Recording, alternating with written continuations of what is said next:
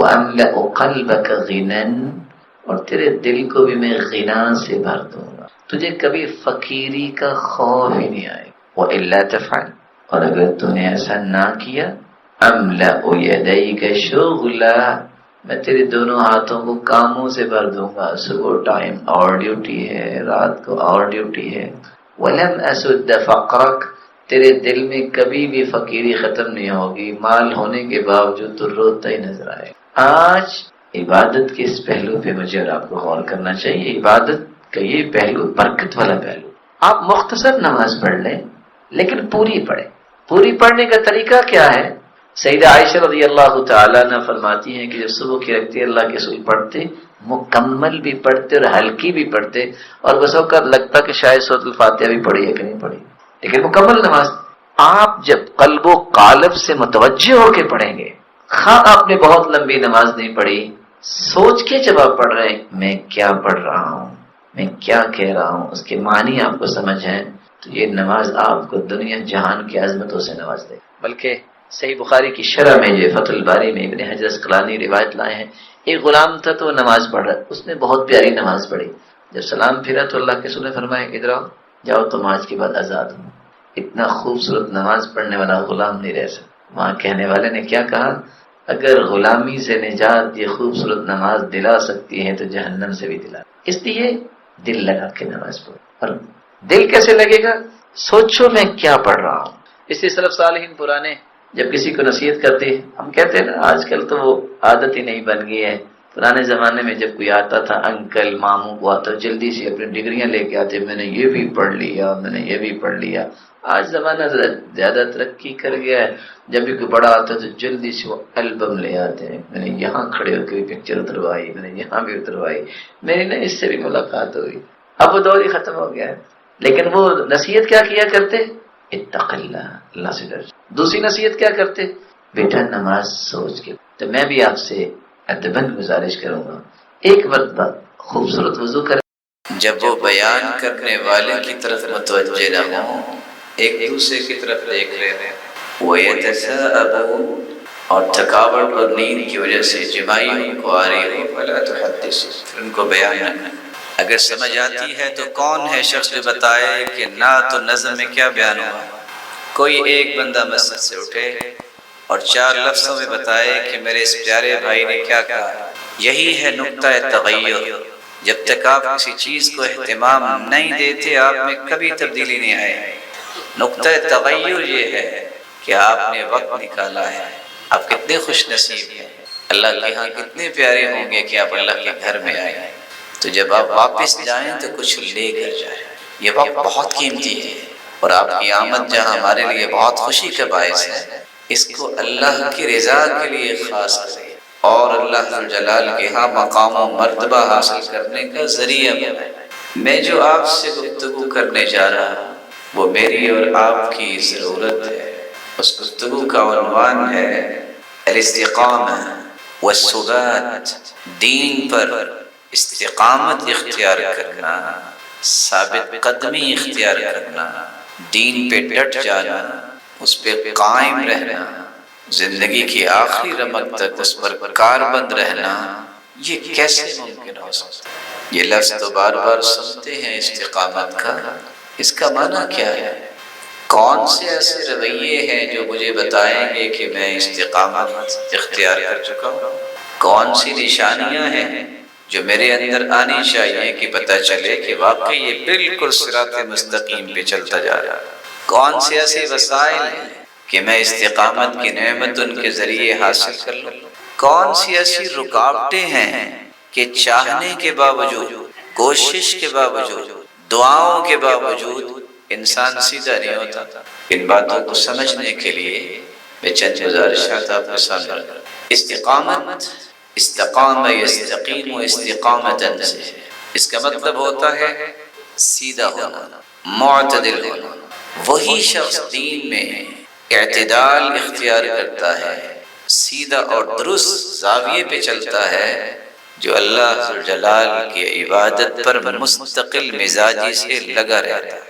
استقام لہ الامر، عربی زبان میں کہا جاتا ہے کہ فلاں کام جو ہے وہ ٹھیک ٹھاک ہو گیا، جس بندے کو اللہ جلال یہ صلاحیت عطا کر دے کہ وہ اللہ کی عبادت پر، اللہ اور اس کے رسول کی اطاعت پر اس قدر جم گیا ہے کہ کوئی بھی چیز اسے پریشان نہیں کرتی، یہی وہ خوش نصیب ہے جس کا معاملہ دنیا میں بھی ٹھیک ٹھاک رہے گا اور قبر اور حشر میں بھی اللہ جلال اس کے مقام و مرتبے کو ٹھیک ٹھاک رکھے گا۔ استقام فلان بفلان ای مدحہ و اثنى علیہ، عربی زبان میں استقامت کا ایک تیسرا معنی ہے تعریف کرنا اور کسی کی خوبی بیان کرنا۔ جس بندے کو اللہ جلال یہ نعمت عطا کر دے کہ اس کے اندر استقامت آ جائے، اللہ جلال دنیا میں بھی اس کی تعریفیں کرواتے ہیں، اور اس سے بڑا انعام کھربوں فرشتوں کے سامنے اللہ جلال خود اس بندے کی تعریف کرتے ہیں۔ اس لیے سیدنا عمر رضی اللہ تعالیٰ عنہ فرمایا کرتے تھے استقامت یہ ہے ان تستقیم علی الامر والنہی ولا تروغ روغان الثعلب۔ استقامت کیا ہے؟ جو اللہ کا حکم آ گیا ہے بس اسے کرنا ہی کرنا ہے، دوسری کوئی رائے نہیں۔ جس چیز سے اللہ نے منع کر دیا ہے اس سے رکنا ہی رکنا ہے، دوسری کوئی راہ نہیں۔ روغان الثعلب، آپ میں سے کون ہے جس نے لومڑی کو دیکھا ہوا کسی؟ جب وہ چلتی ہے تو سموتھلی چلتی ہے یا 20 منٹ بعد دائیں اور بائیں دیکھتی ہے؟ دیکھا؟ سیدنا عمر رضی اللہ تعالیٰ عنہ ہی کہہ رہے ہیں استقامت یہ ہے کہ اللہ کا حکم آیا میں نے مان لیا۔ استقامت کا حکم، استقامت کا معنی یہ نہیں ہے کہ اللہ کا حکم آئے اچھا فلاں کیا کہہ رہا ہے، اچھا یہ کیا کہہ رہا ہے، چلو میں رائے لے لیتا ہوں، چلو میں سوچتا ہوں، چلو میں مشورہ کرتا ہوں۔ کس سے؟ کون ہے جو اللہ جلال کے مقابلے میں تمہیں کوئی مشورہ دے سکے؟ اس چیز کو اللہ جلال نے منع کر دیا ہے، بس رک گئے۔ یہ استقامت نہیں ہے۔ خاندان کیا سوچے گا، ساتھی میرے کیا سوچیں گے، میں معاشرے میں سروائیو کیسے کروں گا؟ تو صحابہ کرام نے سروائیو کیسے کیا؟ کیا صحابہ کرام نے مکہ میں اپنے بیوی اور بچوں اور مال و دولت کو چھوڑ کے ہجرت نہیں کی مدینہ میں؟ آپ کے پاس کیا ہے؟ وہاں کروڑوں درم و دینار کے مالک جو ہے خالی ہاتھ مدینے پہنچے۔ سروائیو کرنے کا کیا معنی ہے؟ کسی محلے اور بستی اور شہر کے چودھری کے ڈیرے پہ چلے جائیں، وہ بھی خالی واپس نہیں لوٹاتا، تم رب کے ساتھ جڑ جاؤ اور تمہارا رب تمہیں ضائع کر دے، یہ کیسے ہوگا؟ وَلَا تَرُوغُ رَوْغَانَ الثَّعْلَبِ، لومڑ نہ بنو، اچھا دیکھتے ہیں، اچھا کرتے ہیں، ہو ہی جائے گا۔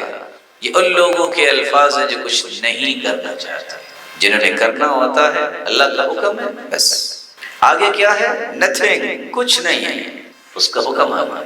علی رضی اللہ تعالی عنہ فرمایا کرتے تھے الاستقامہ ہی اداء الفرائض، استقامت یہ ہے کہ آپ کی فرائض کی پابندی اس خوبصورتی سے آپ کے ساتھ جڑی ہوئی ہو کہ کبھی اس میں کمپرومائز نہ ہو، یہ استقامت ہے۔ اللہ اکبر، پھر اللہ بڑا، پھر میری شوق بڑی نہیں، پھر میرا دوست بڑا نہیں، پھر میرے رشتہ دار بڑے نہیں، پھر اللہ بڑا۔ کیا کرو؟ مسجد جاؤ۔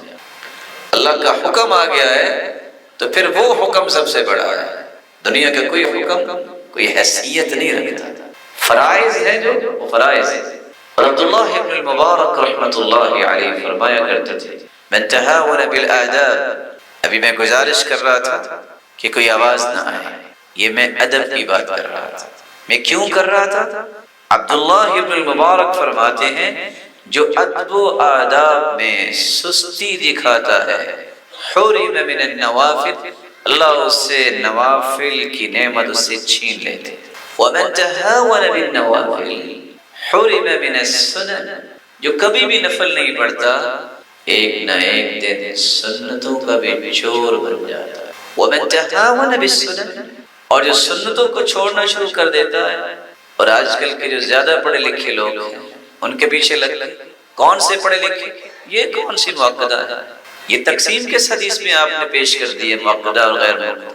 اللہ کے رسول نے پڑھی تاکید کی ہے، پھر یہ چور رستہ نکالنے کی کیا ضرورت ہے؟ یہ علمی اصطلاحات ہیں، سمجھائیں، پڑھائیں اور بتائیں، لیکن لوگوں کو بے عمل تو نہ بنائیں۔ 25 سال نوکری کرنے کے بعد گھر نہیں بنتا، بس اوقات قبر پہلے بن جاتی. اور رسول اللہ صلی اللہ علیہ وسلم کا فرمان ہے من صلی 12 رکعہ فی یوم ولیلہ بنی لہ بیت فی الجنہ، جو دن اور رات میں 12 رکعتیں پڑھ لیتا ہے اللہ ذوالجلال اس کا جنت میں گھر بنا دیتا ہے. 4 ظہر سے پہلے، اربع قبل الظہر، ورکعتین بعدها، ورکعتین بعد المغرب، ورکعتین بعد العشاء، ورکعتین قبل صلاة الفجر.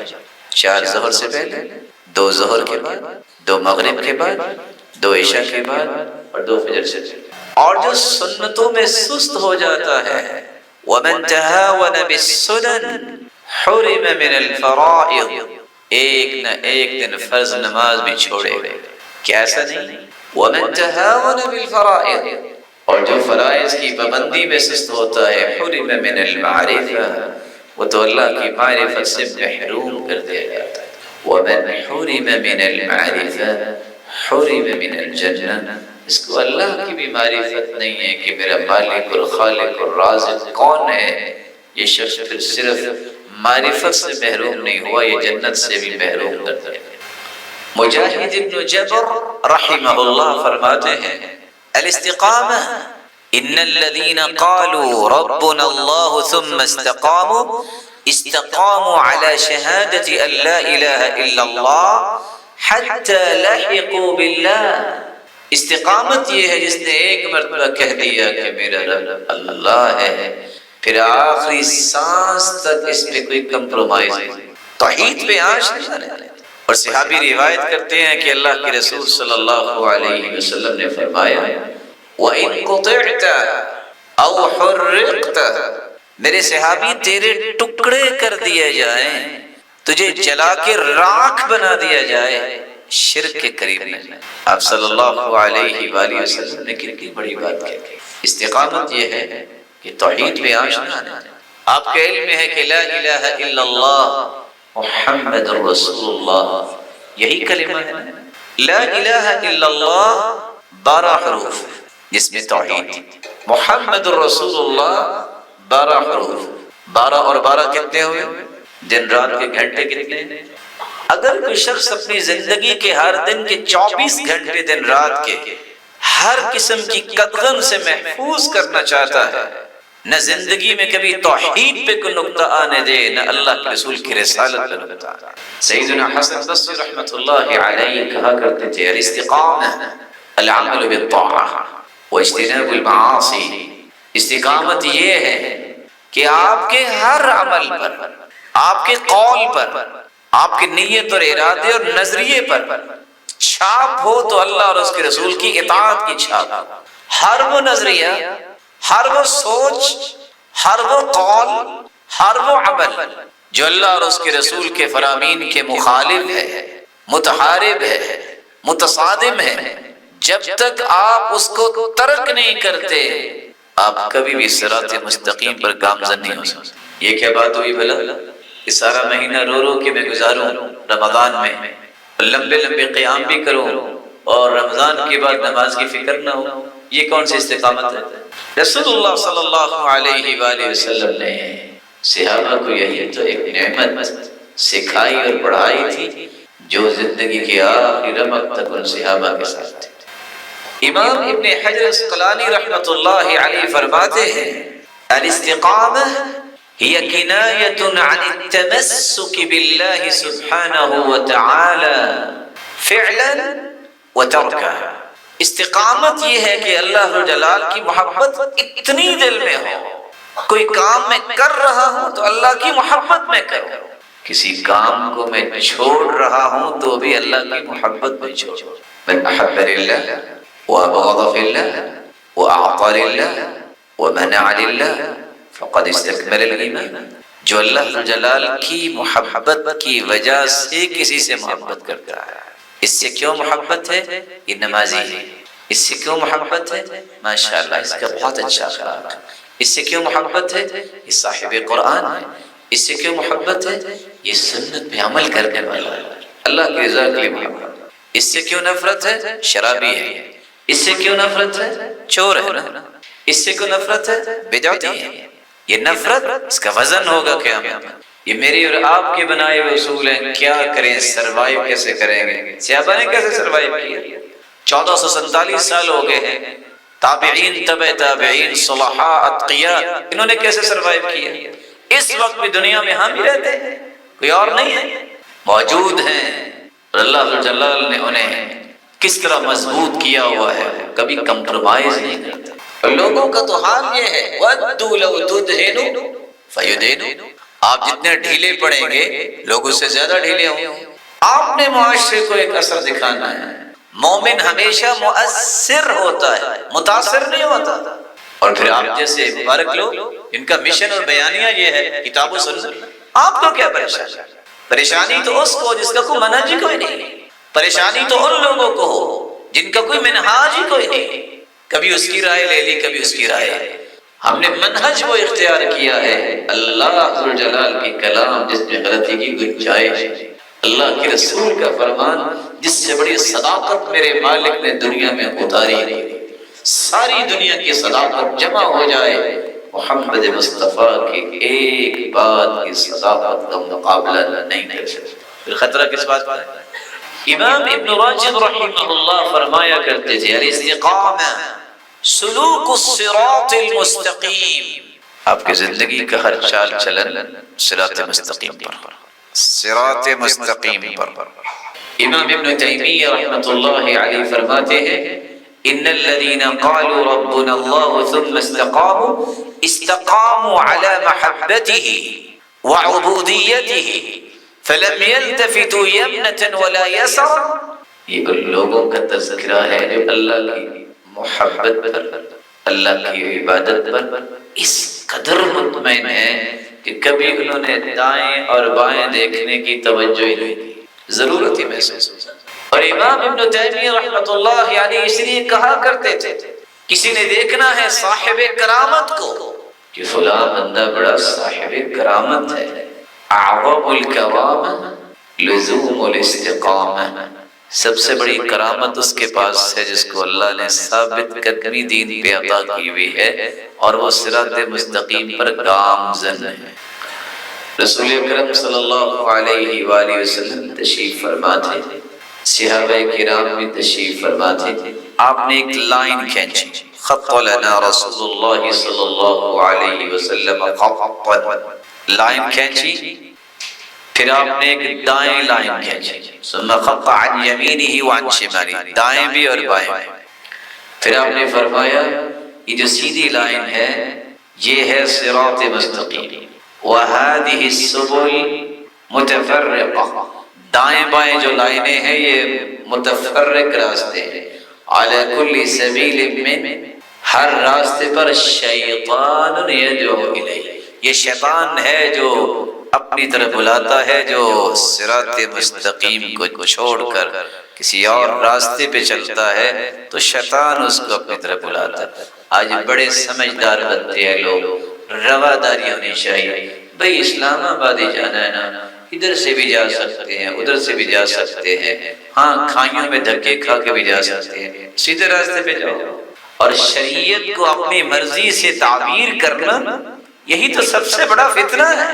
پھر آپ نے آیت پڑھی وَأَنَّ هَذَا صِرَاطِي مُسْتَقِيمًا، یہ ہے میرا سیدھا راستہ۔ اللہ جلال نے اعلان کر فَاتَّبِعُوا، تمہیں اس کی اتباع کرنا، وَلَا تَتَّبِعُوا السُّبُلَ فَتَفَرَّقَ بِكُمْ عَنْ سَبِيلِهِ، ان راستوں کی طرف نہ جانا تم بھٹک جاؤ گے۔ اور آج یہی کچھ ہو رہا ہے۔ رسول اکرم صلی اللہ علیہ وآلہ وسلم اس لیے صحابہ کو یہ نصیحت کیا کرتے تھے۔ آج تو وہ دور ہی ختم ہو گیا نا کہ اچھا مجھے کوئی نصیحت کرے، کوئی کر دے تو اگلے 6 مہینے اس سے بات نہیں کرتے۔ صحابہ کہتے تھے اوصنی یا رسول اللہ، اللہ کا رسول وصیت کیجیے۔ تو آپ صلی اللہ علیہ وسلم نے معاذ رضی اللہ تعالیٰ عنہ کو وصیت کیا کی؟ پہلی وصیت اعبد اللہ ولا تشرک بہ شیئا، میرے صحابی زندگی میں کبھی شرک نہ کرنا۔ کہ اللہ کا کچھ اور بھی وصیت کیجیے، آپ نے فرمایا کچھ اور بھی وصیت چاہیے؟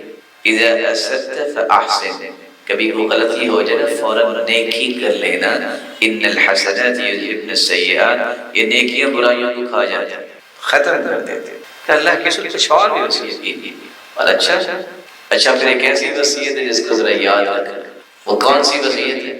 استقم ولتحسن خلقک.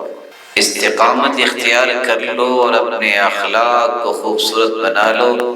اس سے بڑی دنیا کے اندر کوئی وصیت. صحابی آئے اور آ کے کہتے ہیں اللہ کے رسول میرا حافظہ کمزور ہے، مجھے بس ایک بات بتا دیں جو میں کسی اور سے نہ پوچھوں. اچھا استقم باللہ، اللہ جلال کے ساتھ استقامت اختیار کر. قل ربی اللہ ثم استقم.